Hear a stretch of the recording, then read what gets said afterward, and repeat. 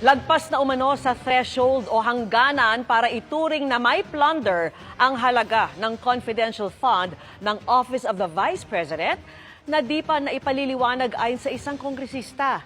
Dagdag sa mga alegasyon laban sa bise ang pagbibigay umano niya ng 50,000 piso kada buwan sa isang dating education undersecretary na tinawag niyang halimbawa ng walang kredibilidad.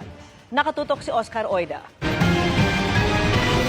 Sa loob ng 9 na buwan mula February hanggang September 2023, habang nanunungkulan bilang head of the procurement entity ng Department of Education o DepEd, buwan-buwan umano nakakatanggap ng envelope si dating DepEd Undersecretary Gloria Jumamil Mercado. Ang laman, tig 50,000 pesos kada envelope. Madalas daw ang nag-aabot sa kanya ng envelope ay si Assistant Secretary Sunshine M. Paharda. At ang sabi, galing daw ito kay Vice President Sara Duterte. Sa gitna ng pagdinig, inilabas niya ang mga sobre. Ang sakit naman nun, ordinaryo lang akong trabahante tapos inano ka ng Vice President. Ayon kay Mercado, kahit kailan ay hindi daw niya binuksan ang mga nasabing envelope noong nanunungkulan pa siya sa DepEd. Nang magretiro na, I sought some advice and they just advised me to donate it to a non-government organization, which I did. And that's the only time that I opened those envelopes in front of the people that I was donating it. And it was 50,000 per envelope. The reason why you are considering all these concerns is because you believe that the envelope is a bribe. Do you agree? Yes or no, ma'am? It's kind of harsh word to use, bribe, because if Or should I say, it is a Ma'am, means to influence your decision being the hope? it could be. sa isang press conference, tinanong ng media si VP Sara Duterte tungkol sa aligasyong ito ni Mercado.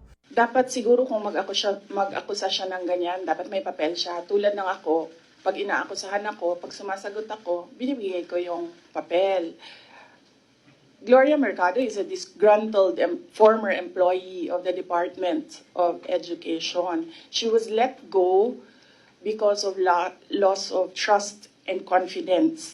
Inilabas ng OVP ang isang liham na pirmado ni Mercado kung saan ay binanggit ang pangalan ni Vice President Sara Duterte.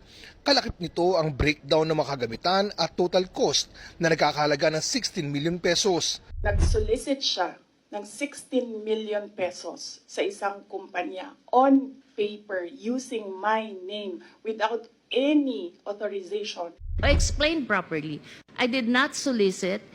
There's no money involved there. These are equipments. Walang cash po doon. Equipment siya na ito-turn over sa DepEd. So I feel very sad that up until now, the BP has not been appraised as I explained it to her people. Sa kanyang opening statement naman, sinabi ni Congressman Joel Chua na may mga naririnig siyang akusasyon at insinuations sa kanilang komite na ito raw ay isang political exercise o atake sa isang individual. Klinaro ni Chua na nais lang daw ng komite na matiyak kung paano nagastos ang sinasabing confidential fund ng OVP. I must stress at this point that the sheer vastness of these potentially misused funds sets this matter apart from other instances of irregularity and disallowance. These amounts easily surpass the threshold for the crime of plunder under our laws. Hinihinga namin ng reaksyon dito si Vice President Duterte.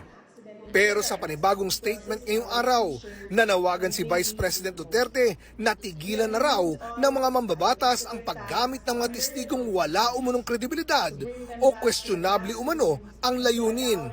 Inihalimbawa niya si Mercado na anya'y bahagi ng makinarya laban sa kanya. Para sa GMA Integrated News, Oscar Oida, nakatutok 24 oras.